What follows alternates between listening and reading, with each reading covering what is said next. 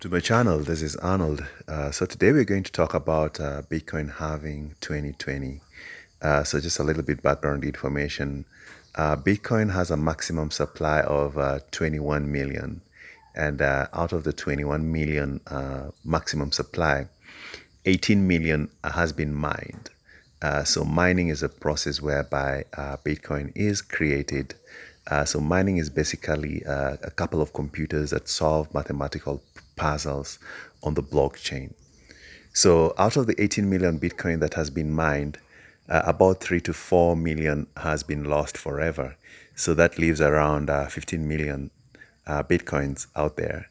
Out of that 15 million, there's a significant portion of Bitcoins that are being hoarded. And therefore, that leaves a significantly less amount of Bitcoins out there for you and for me to go after. So, what then is Bitcoin halving? So, Bitcoin halving is a process whereby the reward given to Bitcoin miners is reduced into half. So, Bitcoin was built in such a manner that every 4 years, or whenever 210,000 blocks uh, has been mined, then the reward is reduced into half. So 2020 happens to be the year when the Bitcoin halving is to take place.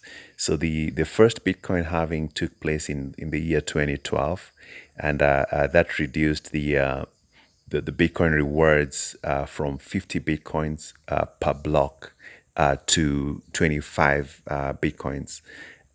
So therefore, whenever a computer was able to mine a block, that reward was reduced to 25 Bitcoins. Then in the year 2016, when the next halving took place, that reward was reduced by half to 12.5 Bitcoins. And in the year 2020, it has been reduced to 6.25 Bitcoins, which is worth around $55,000 in normal currency. So one would then wonder why is Bitcoin halving necessary?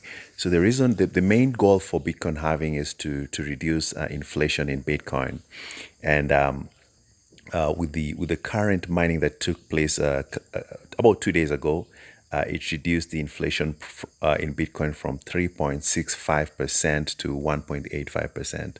So unlike the regular currency, which is produced by printing, for every Bitcoin that is out there, it has been mined, so it is justified.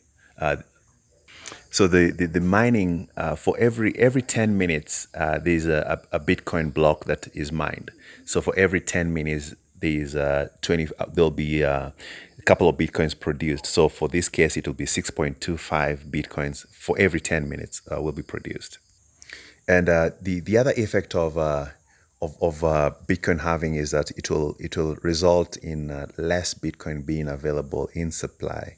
So with less Bitcoin being available in supply, and the demand keep going up, then the price of Bitcoin is likely to go up. So within the last two halvings that took place, uh, the effect of the mining was immediate on the Bitcoin. But then with this year, we see that it's not immediate. It's quite gradual. So there are a couple of factors that would have contributed to that. One being that Bitcoin has become much more stable. And with there being less supply of Bitcoin, in the couple of years to come, we will no longer be talking of one Bitcoin or half a Bitcoin or 10,000 Bitcoin, but we will be talking of satoshis. So a satoshi is the smallest unit of the Bitcoin currency recorded on the blockchain, and it is being said that just as we use regular money on a day-to-day basis, in the future we'll be using satoshis. So the quantity of Bitcoin that we'll be using for day-to-day transactions will be quantified in satoshis. So one satoshi is equal to 0.00000001 Bitcoin, and one satoshi at the moment is worth 0.00061 US dollars.